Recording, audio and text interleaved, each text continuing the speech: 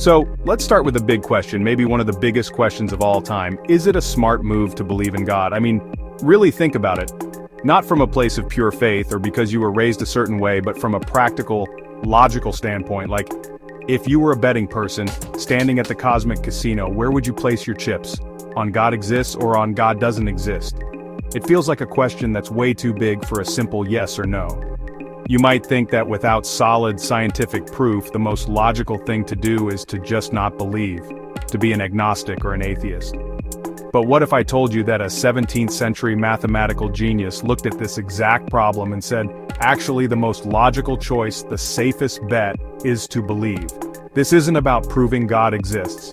This is about managing risk. It's about making a decision when you don't have all the information, which, let's be honest, is how we make most of our decisions anyway. What if we could apply that same kind of thinking to the biggest question of them all? What if deciding whether or not to believe in God was less like a leap of faith and more like a calculated move in a high-stakes game? Okay, so who was the guy who came up with this wild idea? His name was Blaise Pascal. And he wasn't just some philosopher sitting in an armchair. Pascal, who lived in France in the 1600s, was a straight-up genius, a polymath. He was a brilliant mathematician who made huge contributions to probability theory, the very mathematics of gambling and chance. He was also a physicist. He was an inventor. He invented one of the very first mechanical calculators, called the Pascaline. So this was a man who lived and breathed logic, numbers, and reason. He wasn't someone who would just accept things without thinking them through. He was deeply, profoundly rational. But Pascal was also a deeply religious person. And this created a kind of tension inside him. How could his logical, scientific mind reconcile with his spiritual faith? He saw that you couldn't use a science experiment to prove or disprove God. The existence of God wasn't a problem you could solve with a calculator, not even the one he invented. So he approached the problem from the one area of math that deals specifically with uncertainty, probability. He essentially asked, if we can't be certain, how can we make the best possible bet? This is where his famous wager comes from. It wasn't written as a formal proof, but as a collection of notes in his work, the pensées or thoughts. He imagined a conversation with someone who is unsure about God. Someone who says, I can't choose, I don't know what to believe. Pascal's response is, essentially, you have to choose. Not choosing is a choice in itself. By living your life as if God doesn't exist, you are actively betting against his existence. You can't just sit on the sidelines, the game is already being played and your life is your wager. So, how does this bet actually work? Pascal laid it out very simply, like a grid with 4 boxes. It's a decision matrix. On one axis, you have your choice. You bet that God exists, and live your life accordingly, or you bet that God does not exist. On the other axis, you have the 2 possible realities. God actually exists, or God actually does not exist. When you cross-reference these choices and realities, you get 4 possible outcomes. Top left, you bet God exists, and you were right. God is real, your reward is infinite, you gain eternal life, infinite happiness, heaven, the ultimate jackpot. You made a finite sacrifice during life, followed moral rules, went to church, prayed a bit.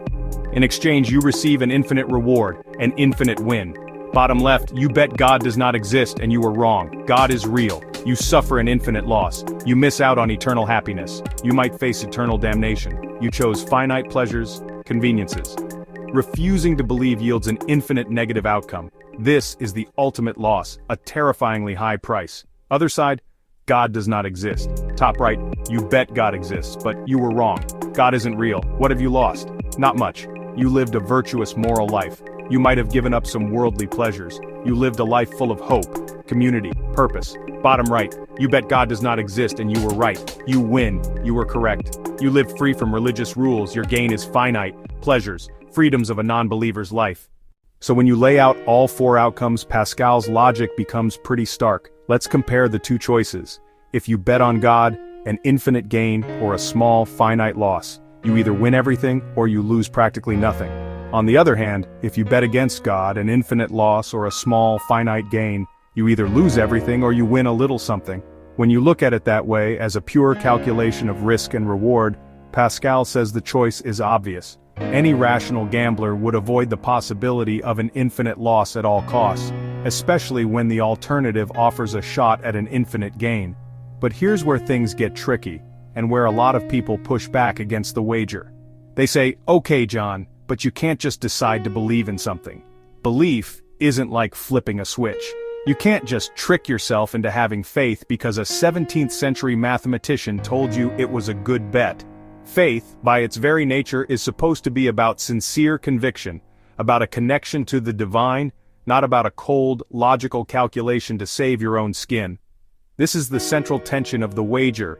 It uses logic to argue for something, faith, that many people feel should exist outside of logic. It feels a bit like trying to prove you love someone by showing them a spreadsheet. Pascal actually had an answer for this. He understood that you couldn't just will yourself into belief overnight. His advice was to act as if you believe. He said you should start going through the motions, go to church, follow the rituals, spend time with people of faith. He argued that by acting like a believer, your actions would eventually shape your internal state. As he put it, this will make you stupid, by which he meant it will quiet your doubting, overly analytical mind, and allow genuine faith to grow. It's the old idea of fake it till you make it, but applied to the soul.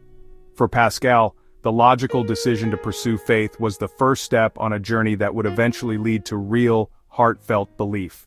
So let's bring it all home. When you put all the pieces on the table, Pascal's argument, belief in God is a dominant strategy. It's the choice best for you, no matter what reality turns out to be.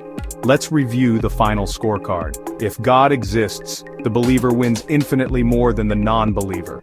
Believer, eternal paradise. Non-believer, eternal misery.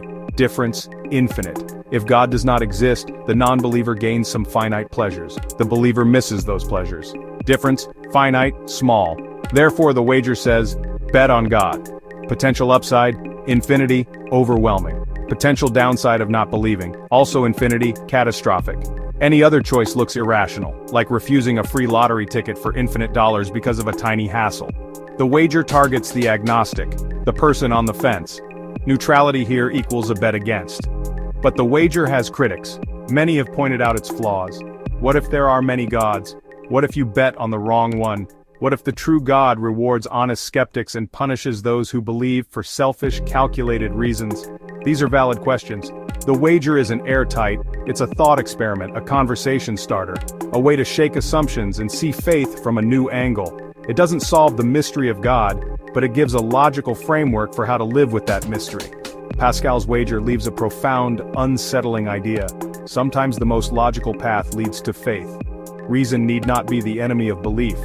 Reason might be telling us to take that leap. Even if we can't be sure, we can be sure which bet is smartest for our lives. In uncertainty, making the smartest bet might be the most rational and human thing. The game is on. Your life is your chip. How will you wager?